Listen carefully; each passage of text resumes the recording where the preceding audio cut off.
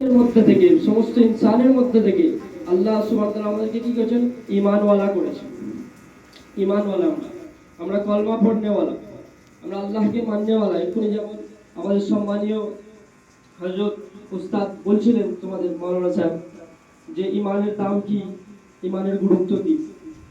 আজকে আমাদেরকে এই ছোটবেলা থেকে এই জিনিসগুলো যে ট্রেনিং দেওয়া হচ্ছে, শেখানো হচ্ছে, শুধু এটা যদি আমরা মনে করি যে এটা আমাদের ক্লাসের টাইম পাসের বিষয় হয়ে যাবে, যে এখন বসে আছি হুজুর বলছে না শুনলে আমাদেরকে মারবে, যদি না করি তাহলে কি করবে, আমাদেরকে সবার সামনে অপমান করবে, কান ধরে দাঁড় করাবে, যদি এইরকম আমাদের দিনের নিয়ত থাকে, এরকম আমাদের চিন্তাধারা থাকে, তাহলে আমরা আগামী দিনে সফল হতে পারবো। আগামী দিনে আমরা সফল হতে পারবো। ক্লাসের টাইমটা আমরা সফল হয়ে যাবো, 8 ঘন্টা যে ক্লাসটা সফল হয়ে যাব, কিন্তু আমার যে জীবন, একটা লম্বা জীবন আমার জন্য অপেক্ষায় দাঁড়িয়ে আছে, সেই জীবনটা আমি বানাতে পারবো। জীবনকে বানাতে হয়, জীবন এমনি এমনি তৈরি হয়নি। আমাদের ওলামায়ে কেরামগণ বলেন যে আল্লাহ সুবহানাহু ওয়া তাআলা আমাদেরকে জিন্দেগি দিয়েছে বানাবার জন্য, কাটানোর জন্য নয়। যে কাটিয়ে দিলাম, এখন ছোট আছি, খেলাধুলা করলো হই হই করে, তারপরে স্কুলে বাবা মা পাঠিয়েছে, না পড়লে পড়াশোনার রেজাল্ট ভালো না করলে আমাকে কেউ বাড়িতেও প্রেশার, এখানে না করলে টিচার প্রেশার দেবে, আমাকে একটু ফোন দিয়ে পড়তে হবে। কিন্তু না, এটা আমাকে জীবনের লক্ষ্য বানাতে হবে।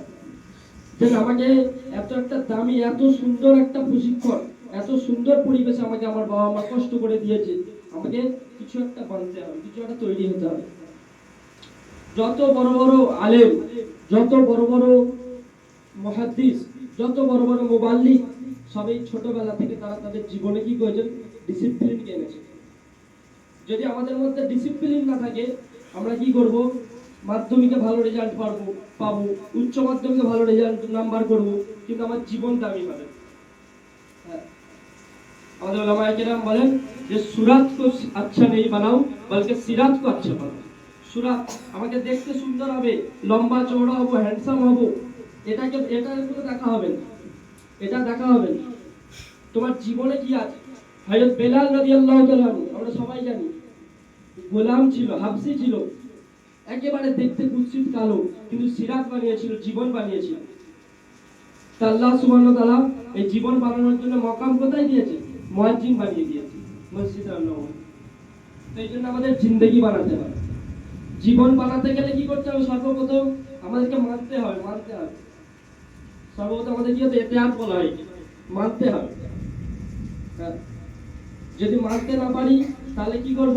আমি আমার এই পড়াশোনা, আমার এই যত রকম ট্রেনিং আজকে নিচ্ছি, এগুলো সার্থক হবে না আগামী দিনে। মানা শিখতে হবে ছোটবেলা থেকে। মানা যখন শিখবো, আজকে টিচারকে মানবো, আমাদের যিনি উস্তাদ, শিক্ষক, এনাকে মানবো, বাড়িতে গিয়ে আব্বা মাকে মানবো, এরকম করতে করতে মানতে মানতে নবীকে মানা শিখবো। নবীকে মানতে যখন শিখে যাবো, তখন আল্লাহকে পর্যন্ত পৌঁছে যাবো।